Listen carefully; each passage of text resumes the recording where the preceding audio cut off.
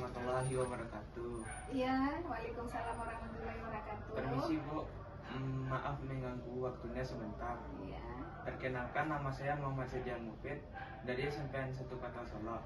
Ingin menanyakan perihal kasus stunting di kawasan Kota Solo. Saya akan memberikan beberapa pertanyaan yang berhubungan terkait stunting. Oh, insya Allah nanti kalau ada pertanyaan saya akan jawab. Mufid, kebetulan Ibu juga sebagai tim pendamping keluarga di Kelurahan Sembilan Gorong. Itu terdiri biasanya tim PPK ini kita bertiga, Mufid. Ada dari kader KB, ada dari kader PKK, yang ketiganya dari bidan. Saya akan melanjutkan pertanyaan pertama, masih adakah kasus stunting di kawasan Kota Solo? Berapa banyak dan kisaran umurnya berapa? Ya, betul. Kalau kasus stunting ini kebetulan Solo juga cukup tinggi ya, Mufid. Kasus stunting di Kota Solo yang Ibu ketahui mungkin di tiap kelurahan mungkin ada ya, istilahnya 1 apa 2 atau 3 balita. Kebetulan Ibu di Sembilan Gorong ini ada 1 balita yang sekarang teridentifikasi sebagai stunting. Itu anaknya bernama Syamil, umur 14 bulan.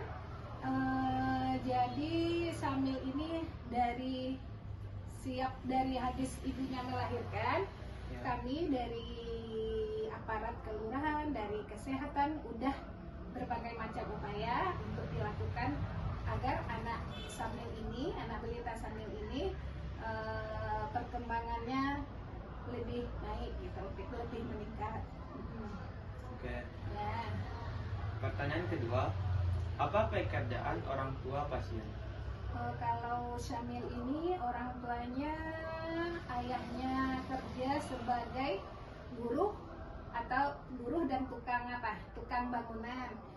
Kalau Ibu lihat juga, Mufid, keluarga dari Syamil ini tergolong keluarga miskin, kakak miskin, kurang mampu ya, Mufid. Jadi alhamdulillah bantuan untuk anak kita, anak balita Syamil ini, alhamdulillah udah banyak yang memberikan bantuan pemerintah maupun aparat dari TNI. Selanjutnya pertanyaan ketiga, apa upaya yang sudah dilakukan untuk mengobati pasien? Kalau Syamil ini, Mufid, sekarang itu sudah diberikan edukasi dan penyuluhan kesehatan kepada orang tua yang balita stunting. Terus ada pemberian PMT pangan lokal dan bantuan makanan pokok dari dinas KB, keluarga berencana. Pertanyaan keempat, bagaimana hasil dari upaya yang sudah dilakukan? Hasilnya alhamdulillah sudah mulai ada kenaikan berat badan anak Syamil, walaupun masih turun naik. Tapi upaya tersebut itu seoptimal mungkin akan diperhatikan oleh pemerintah. Terus karena Ibu lihat juga anak Syamil ini PHBS-nya kurang, Mufid. PHBS-nya ini dari orang tuanya, perilaku hidup bersih dan sehat dari orang tuanya. Soalnya diperhatikan rumah serta kondisi sanitasi dari anak kita Syamil ini kurang baik, kurang bagus. Pertanyaan kelima, seperti apa tanggapan dari pasien yang terkena stunting? Tanggapannya, alhamdulillah keluarga pasien, istilahnya orang tua Syamil menerima edukasi dan penyuluhan yang kita berikan, dan alhamdulillah mulai menerapkan perilaku hidup bersih dan sehat. Pertanyaan keenam, bagaimana tanggapan dari pihak keluarga? Apakah diterima atau tidak diterima? Alhamdulillah keluarga Syamil, orang tuanya sangat menerima bantuan, sangat menerima istilahnya masukan atau tanggapan penyuluhan serta penyuluhan dari dinas kesehatan atau tim-tim yang memberikan edukasi bagi keluarga Syamil. Pertanyaan ketujuh, apa upaya pencegahan yang sudah dilakukan? Upaya pencegahan yang dilakukan kayak Syamil ini Mufid mungkin orang tuanya udah dilakukan edukasi, mungkin yang tadi ibu bilang orang tuanya harus menerapkan PHBS, perilaku hidup bersih dan sehat, karena sanitasinya kurang Mufid. Terus yang ibunya pun harus rajin memberikan asupan gizi untuk anak kita Syamil. Pertanyaan terakhir, apa ciri-ciri dari pasien stunting? Kalau pasien stunting itu ciri-cirinya tinggi badan, tidak sesuai dengan usia anak seusianya.